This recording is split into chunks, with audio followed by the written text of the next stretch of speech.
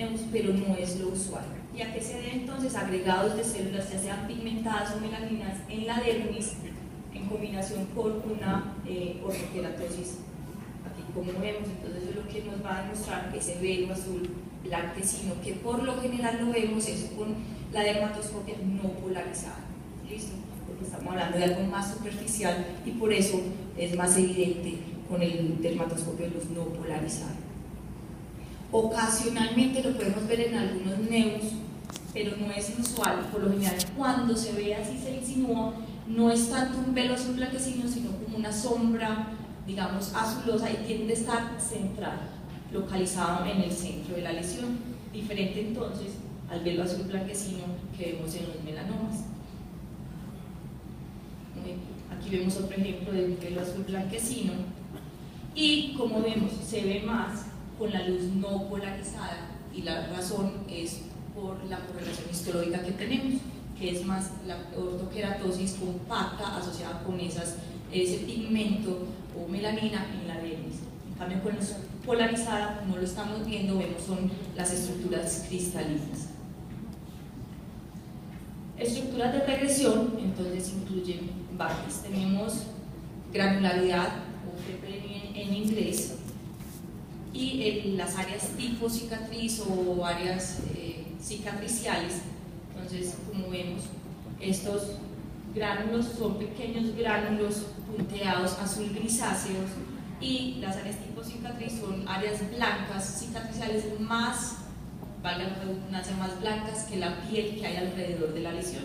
Entonces aquí tenemos un ejemplo, tenemos granularidad o peperin y el área tipo cicatriz, y estas dos me forman entonces las estructuras de regresión. Entonces aquí podríamos decir que se forma un velo azul blanquecino, pero esto entonces no corresponde al que acabamos de describir, porque el otro se ve en áreas de lesiones elevadas, papulares. Este es sobre lesiones maculares, y es simplemente el color que me da la combinación de la granularidad con las áreas blancas cicatriciales.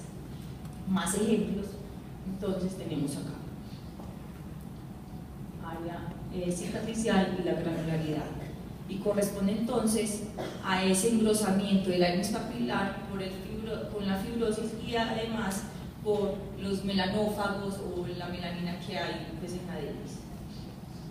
Nuevamente lo podemos ver ocasionalmente en algunas neus, pero generalmente es menos del 10%, tiende a ser más en el centro. En cambio, en el melanoma es más del 10% y puede estar de una forma más asimétrica y difusa en la lesión. Y las estructuras vasculares atípicas. Entonces, estas lesiones, generalmente cuando hablamos de lesiones melanocíticas y vemos estructuras vasculares, solamente hay una morfología que es la típica, que es básicamente los vasos en coma, que los vemos en los neus intradérmicos. El resto de morfologías en una lesión melanocítica se convierte en una morfología atípica. Entonces acá vemos algunos ejemplos. En esta lesión, esto es una metástasis de melanoma, y vemos varias morfologías en la misma lesión: vasos puntiformes, vasos en sacacorcho, glóbulos rojos lechosos, ya son más grandes que los vasos puntiformes, y los vasos en serpentina o lineales irregulares. Entonces, todas estas morfologías me deben hacer pensar en melanoma. Entonces, como dijimos, en los neus intradérmicos vemos más son los vasos en coma, diferente al melanoma, que podemos ver otras morfologías. Entonces, acá vemos lineales irregulares y de pronto aquí algunos puntiformes.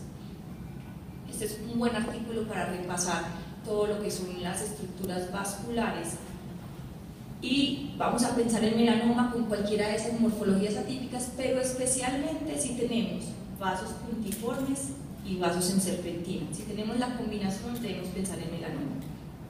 Entonces tenemos acá este ejemplo: vasos puntiformes y lineales irregulares. Esto era entonces un melanoma. O en este otro, también un melanoma que se originó sobre un nebus, tenemos vasos lineales irregulares y algunos puntiformes. Igual, vasos puntiformes, vasos lineales. Entonces, en todos estos vemos y pensamos en melanoma. Entonces, una estructura específica con una alta especificidad para el melanoma. Y finalmente, las áreas periféricas, color café sin estructuras. Entonces aquí vemos esta área café periférica sin estructuras.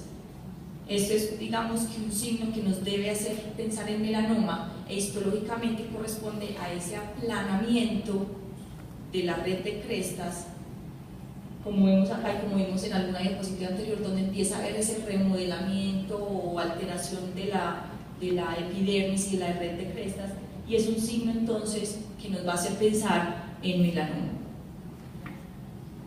En los nódulos podemos ver, sí, pero normalmente es en la mitad, y este es el patrón típico que vemos en las personas con fototipos claros, con un centro hipopigmentado y una red de pigmento bien formada en la periferia. En cambio, en el melanoma lo vemos de una forma focal, asimétrica y solamente ocupando un pedazo o varios pedazos, pero de forma irregular. Entonces, volviendo al caso inicial, uno podría decir, bueno, puede ser que sea un patrón benigno porque tengo un centro hipopigmentado y una red periférica, una red de pigmento periférica, pero entonces siempre recordemos, así nos parezca muy benigna, por ejercicio evaluar las estructuras periféricas, las estructuras específicas de melanoma. Entonces vemos que hay una red de pigmento que es atípica, empezamos a ver unos glóbulos atípicos muy asimétricos y además estructuras de regresión, un área cicatricial y granularidad. En la patología entonces vemos la regresión que nos demostró un melanoma 0.75 milímetros. Entonces siempre sospechar melanoma en cualquier lesión melanocítica localizada en cualquier sitio, evaluar estas lesiones y estas estructuras, y si las evaluamos y están presentes, sospechemos ese melanoma. Pero además, y obviamente no voy a entrar a hacer toda esta discusión por el tiempo, pero recordar que en cada sitio específico, en la cara, en piel con fotodaño crónico, en las mucosas, en la zona sacral, vamos a tener otras estructuras específicas de melanoma que también me van a ayudar al diagnóstico. Con esto les agradezco por su atención y los invito al segundo curso de dermatología.